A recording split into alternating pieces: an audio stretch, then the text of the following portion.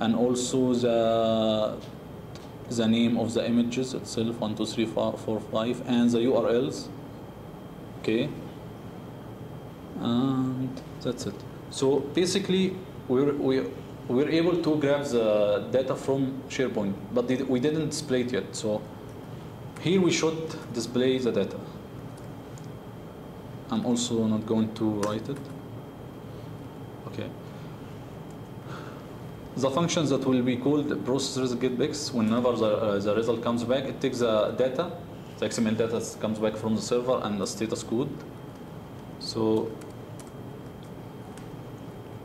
where is the fiddler? As you can see, this is the format of the data. I need to grab these XML elements, okay?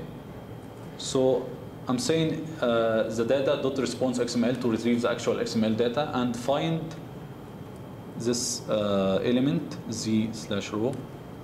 Okay, so I will fetch this element. Of course, it will return all the 5 elements, and for each one, this is also a function in JQuery.each. For each row, call this function or perform the following. Okay, so in the following, I'm reading the XML elements.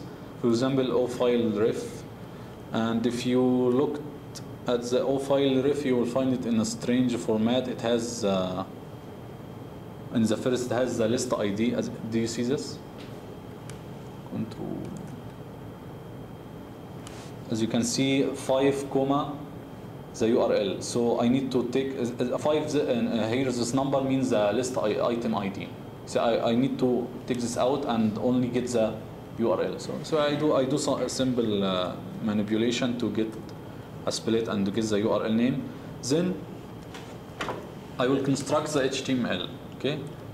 If we get back to our static page, we can see that each image has to be inside li element. So to do this, I will construct a string that represents the HTML. Okay, I will construct this list item and put the link, and the source will be URL name, which I got from the XML data, and then the title of the image.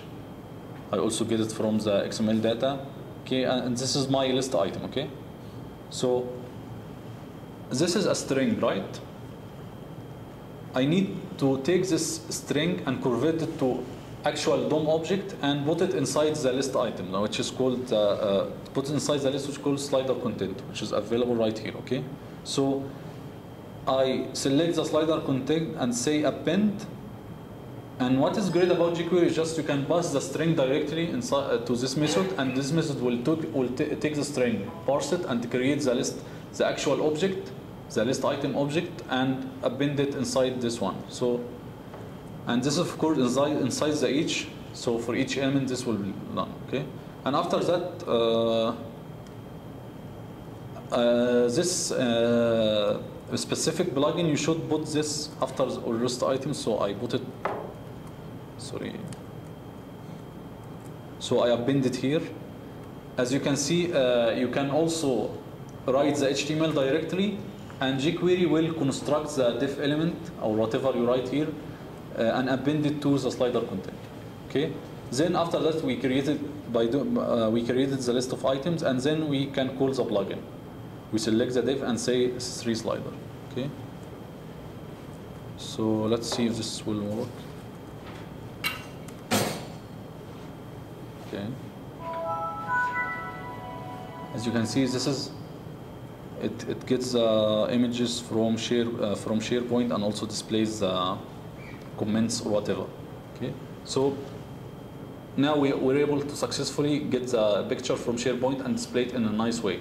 Let's try to move this to SharePoint. So I'm not going to use any SharePoint Desire or something. I will create a normal page. Okay, so we have what we ended up here is that we have a bunch of HTML and a couple of JavaScript files, right? This is what we needed to implement this functionality, right? So I need to take this HTML and this couple of JavaScript file and to put it inside SharePoint. What is the easiest way to put some HTML inside a page in SharePoint? without using the SharePoint design. Content editor, exactly, content editor web part. So I'll create a simple web part, a web part page. I'll call it demo. Let's take this one. Okay, create.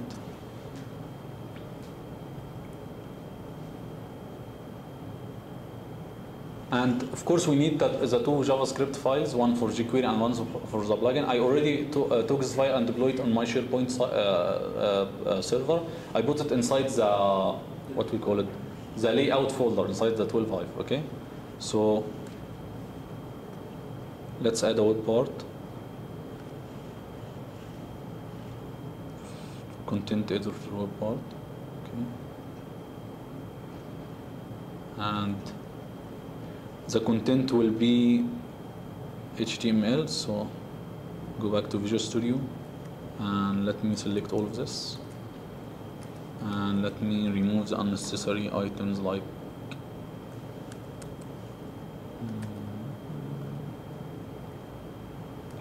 so I need, of course I need the scripts and remove the body and the head and all of this, okay?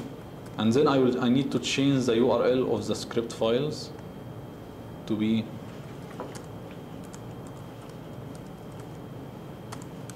to point to the files already on the SharePoint server. I guess that's it. Let's try to see if this will work. Okay. Done.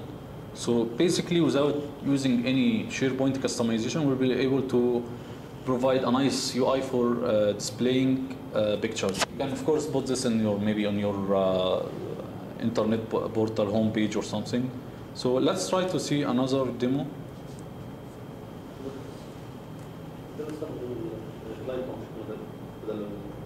jQuery.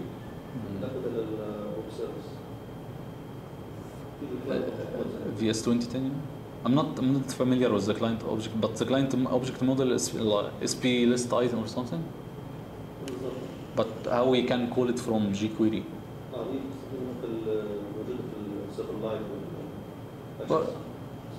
لا في jQuery just JavaScript, plain JavaScript, okay? So another scenario it is mainly commonly used in SharePoint is that you want to display your news on the homepage in a nice way, right? So I tried to search on the internet for some plugin to display it. I found this one. It's called Feature List plugin. So I thought that we can on our homepage display the 3 recent news item in this interface.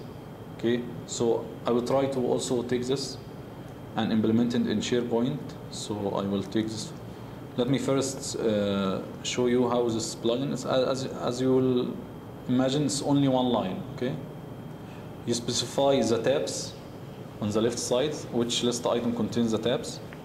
So we have 2 lists, the UL tabs, and another list for the output, which will be on the right hand side, which contains the image and some text. Okay, and you call only this function feature list to pass the input, the list on the right, and whatever the list on the left. Okay, so let me take this also and create a new HTML page, call it SP News. Okay, and of course I have here a news list.